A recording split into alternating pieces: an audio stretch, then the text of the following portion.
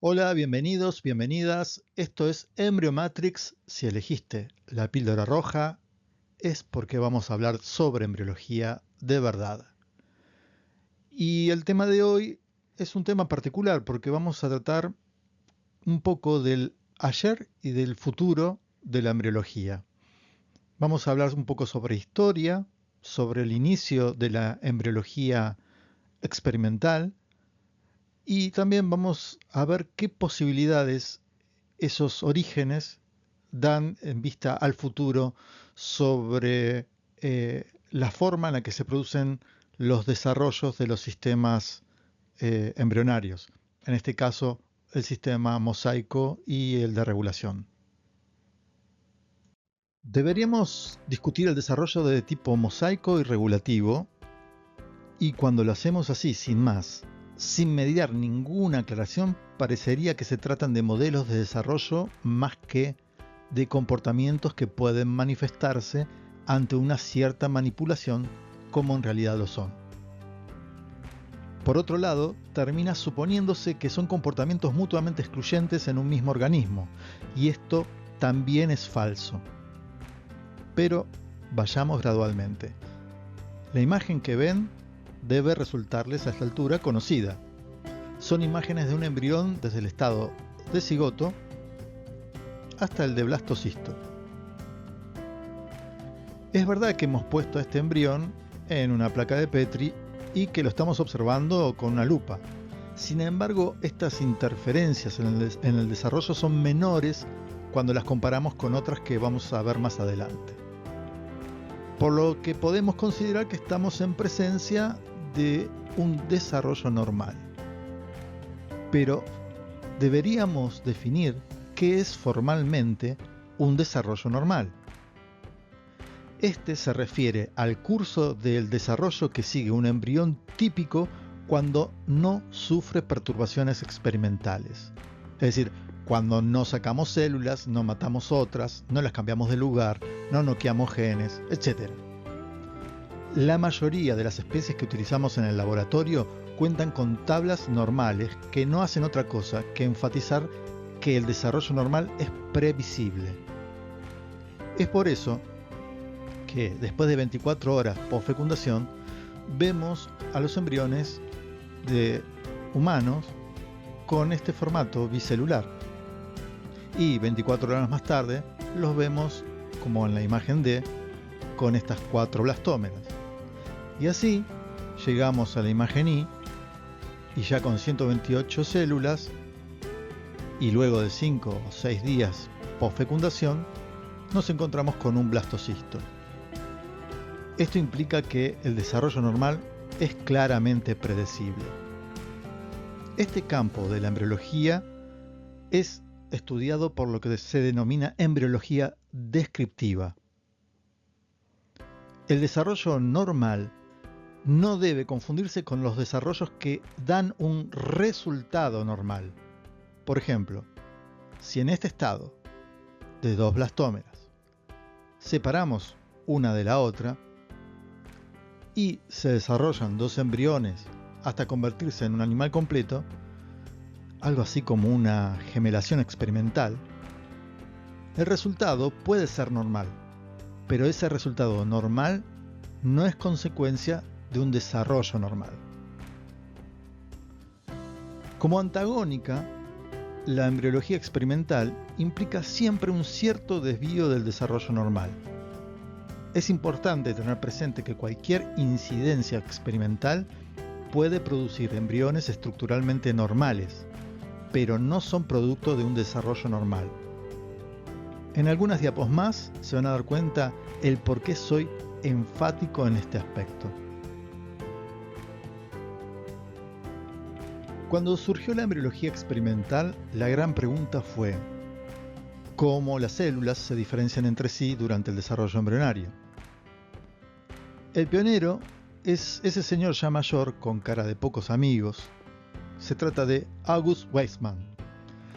Su época de trabajo estuvo signada por el creciente énfasis en la función del núcleo y a fines del siglo XIX propuso un modelo de desarrollo en el que el núcleo del cigoto que vemos aquí abajo, contenía una serie de factores o determinantes especiales que están representados aquí como un triángulo de color amarillo, un círculo de color verde, un cuadrado de color azul y una estrella roja.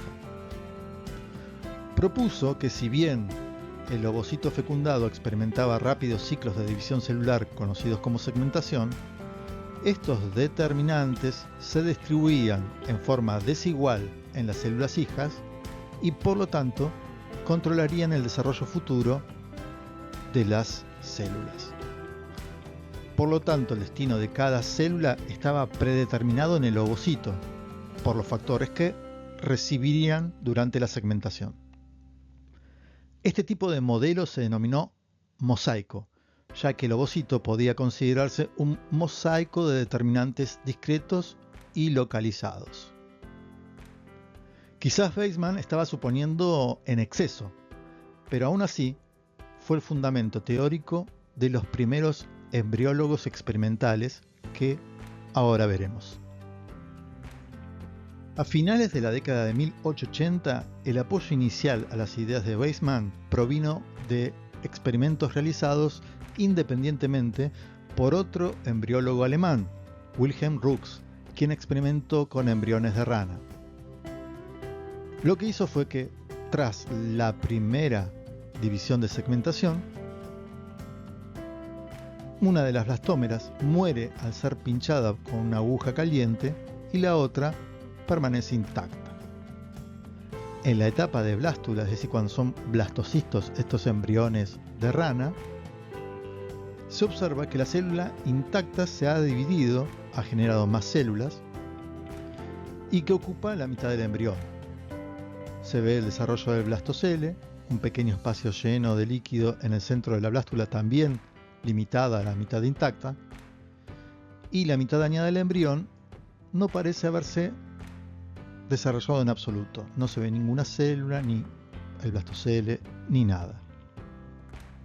Ya en la etapa de neurula, es decir, cuando se está estableciendo el desarrollo del sistema nervioso central, la célula intacta se ha desarrollado hasta convertirse en algo similar a la mitad de un embrión normal.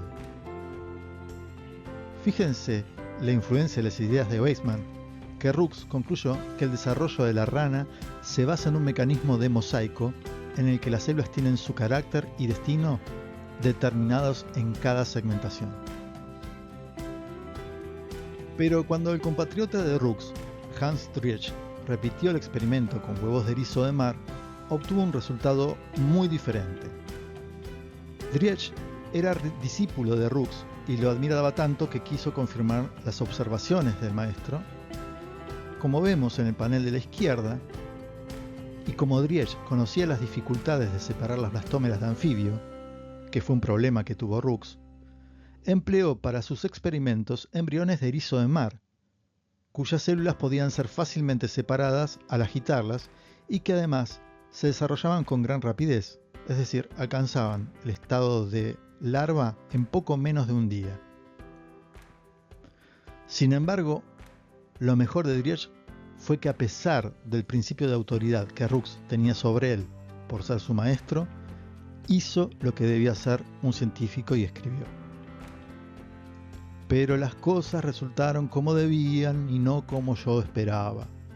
A la mañana siguiente, como era habitual, había una gástrula en mi placa que solo se diferenciaba de una normal por su pequeño tamaño, y esta gástrula pequeña pero entera se convirtió en una larva completa y típica. Con mucho pesar, Driesch se dio cuenta que estaba antagonizando con los resultados de su maestro, pero en resumen, ofreció la primera demostración clara del proceso de desarrollo conocido como regulación. Esto se refiere a la capacidad de un embrión para restablecer un desarrollo normal, incluso si algunas porciones se eliminan o reorganizan en etapas muy tempranas del desarrollo. Esto implica no que el desarrollo terminara siendo normal, sino que daba un resultado normal. Ahora bien, Las preguntas para hacerse antes de emitir un juicio sobre los trabajos de Roux o de Drièche podrían ser: ¿pueden extrapolarse el resultado entre distintas especies? ¿El procedimiento experimental es homólogo? ¿Son los resultados consecuencia de interpretaciones con sesgos? Bueno, vamos a tratar de ir respondiendo estas cosas que son la base del pensamiento de la época y de los modelos de mosaico y de regulación. Bueno, lo primero que podemos decir que no es buena idea extrapolar resultados entre especies que son tan distintas. Por ejemplo, un vertebrado y un invertebrado son diferencias filogenéticas muy importantes. Pero además, y esto también es crítico, el experimento es distinto. Uno es la eliminación de una célula, mientras que el otro es un aislamiento celular. Yo creo que en este contexto podemos reinterpretar el resultado del experimento clásico de Roux, en el que destruyó una célula de un embrión de rana en la etapa de 2 células y obtuvo medio embrión en lugar de la mitad de su tamaño completo.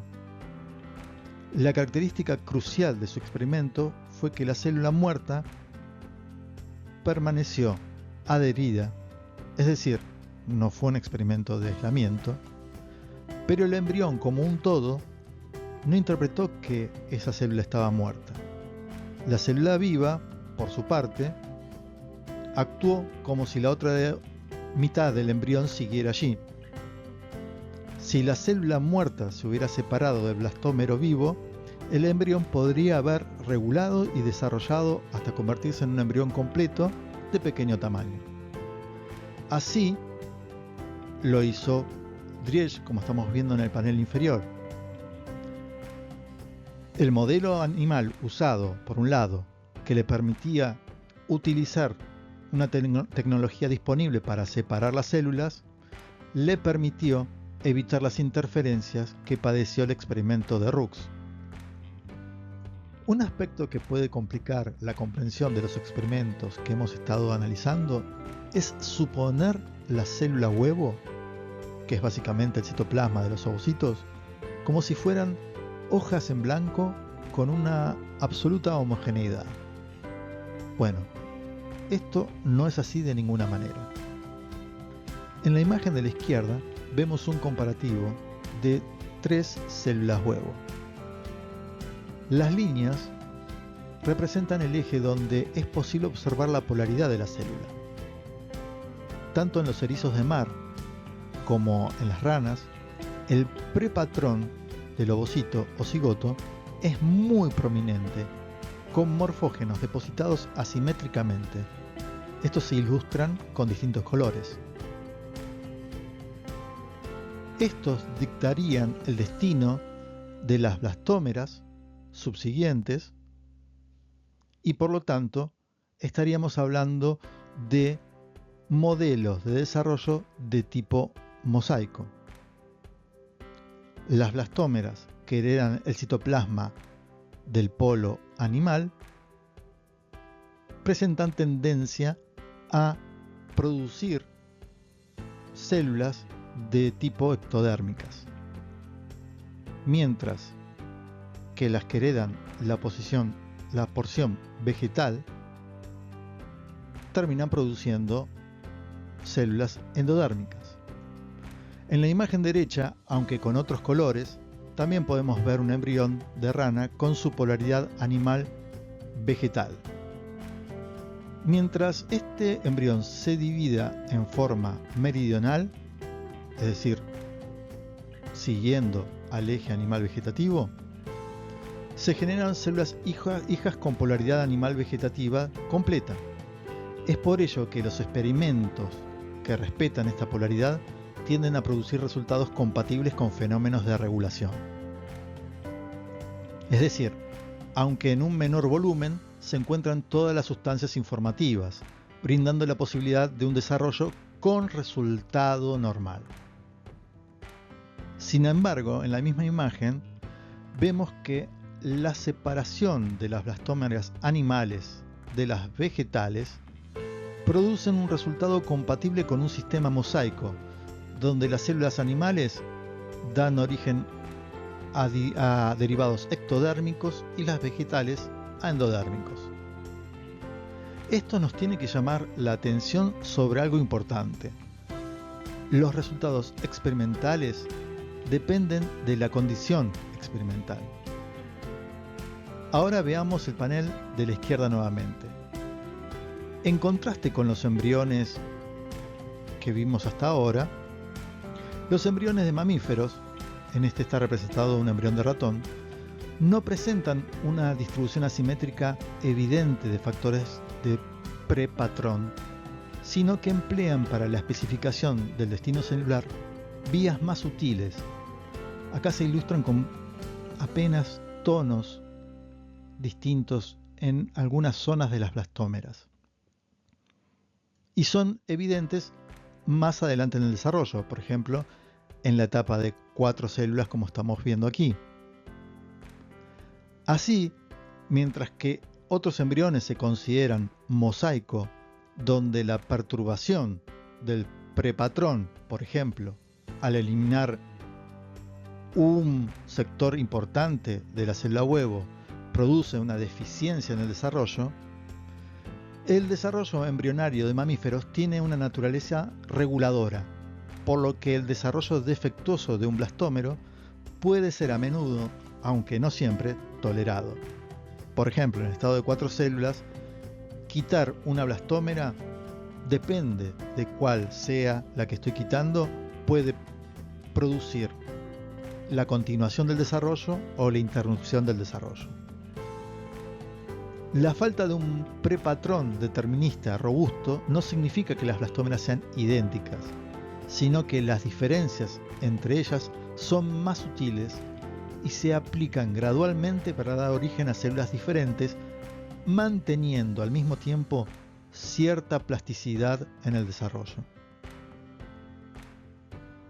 En general, cuando discutimos los experimentos de Rooks y de Driesch, se crea un ambiente descalificador sobre el primero y muy elogioso para el segundo. Sin embargo, les solicito que miren esta imagen que tenemos para ver la importancia de la condición experimental. Empecemos. A la izquierda es una versión del experimento de aislamiento de Driesch, pero esta vez en el estado de 4 blastómeras. Cuando se aíslan las 4 blastómeras, aún así el erizo de mar sigue mostrando propiedades de regulación. Es decir, se siguen formando 4 larvas pequeñas, pero estructuralmente normales. La célula huevo del erizo de mar, como mostramos en la diapo precedente, tiene una polaridad animal-vegetal bien definida. El desarrollo temprano está íntimamente ligado a este eje que tiene el ovocito. Los dos primeros planos de segmentación son siempre paralelos al eje animal-vegetal, es decir, son meridionales. En contraste, veamos ahora qué pasa si hacemos un experimento algo distinto en el estadio de 8 células, en el embrión también de erizo de mar. Si separamos las 4 superiores, que son la mitad animal, y vemos cómo es el desarrollo, nos damos cuenta que, en este caso, el erizo no produce una larva normal, sino que produce una larva animalizada o ectodérmica. Si quitamos las 4 del lado vegetativo y las separamos, también vemos que son insuficientes para producir regulación y generar una larva normal, y producen una larva vegetalizada o endodérmica. En conjunto, estas observaciones muestran que existen diferencias determinadas por el ovocito a lo largo del eje animal-vegetal que son necesarias para especificar el destino de las blastómeras que de ahí surgen. Este es un comportamiento típicamente mosaico y se observa en este experimento de la derecha. Sin embargo, nadie podrá negar que el erizo de mar posee una considerable capacidad de regulación cuando se hacen experimentos de aislamiento, como se ve acá a la izquierda y como mostró Driesch. Por lo tanto, la moraleja es que la situación experimental es muy importante para la interpretación de los resultados. Ahora es un buen momento para volver al desarrollo normal. El embrión de ratón que les estoy mostrando, que tiene 4 células aquí a la izquierda, como vemos, se le inyectaron colorantes vitales. Rojo, en la blastómera que está más cerca de acá, como están viendo el cuerpo polar, bueno, en esa se inyectó un colorante vital que es rojo, y en la que está más alejada del cuerpo polar, que está acá, en la que está más alejada se inyectó un colorante azul. El verde representa a la cromatina, el colorante usado para evidenciar la cromatina. Si bien la manipulación existió, no hemos ni separado ni eliminado células ni nada por el estilo. Podemos decir que es una intervención menor. Ahora veamos qué es lo que sucede en la foto de la derecha. Recordemos que los colorantes vitales terminan por también producir la coloración de sus células hijas, como si fuera una coloración clonal. En el estado de blastocisto, los colorantes vitales han pasado a las células hijas. Y si observamos bien, las blastómeras con color azul están preponderantemente en el trofoblasto mural que rodea a la cavidad del blastocisto, mientras que las que tienen citoplasma de color rojo se encuentran preferentemente en el macizo celular interno y en el trofoblasto polar. ¿Esto es casual? No, claro que no. Esto se ha hecho en miles de embriones. ¿Esto significa que el sistema de desarrollo de los mamíferos tiene un prepatrón o es mosaico? Y acá es donde está la trampa. Esto no representa una condición experimental estrictamente, sino que es como se dan habitualmente las cosas. Como vimos en el video de la morfología de la segmentación, los planos de citocinesis están bien conocidos y siempre se producen de esa manera. Es decir, sin ser perturbados, estos embriones tempranos colocan a las células casi siempre en los mismos lugares. Miremos la siguiente diapo. Bueno, imaginemos que tenemos muchos embriones en estado de 2 blastómeras y que podemos colorear a cada una de las 2 blastómeras con colorantes vitales de color rojo y azul. De esa manera podemos controlar el desarrollo hasta el estado de blastocisto.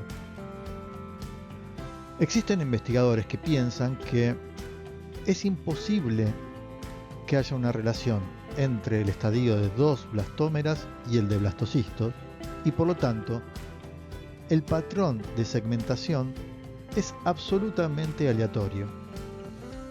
Eso quiere decir que si hiciéramos este experimento unas 20 veces tendríamos 20 blastocistos distintos.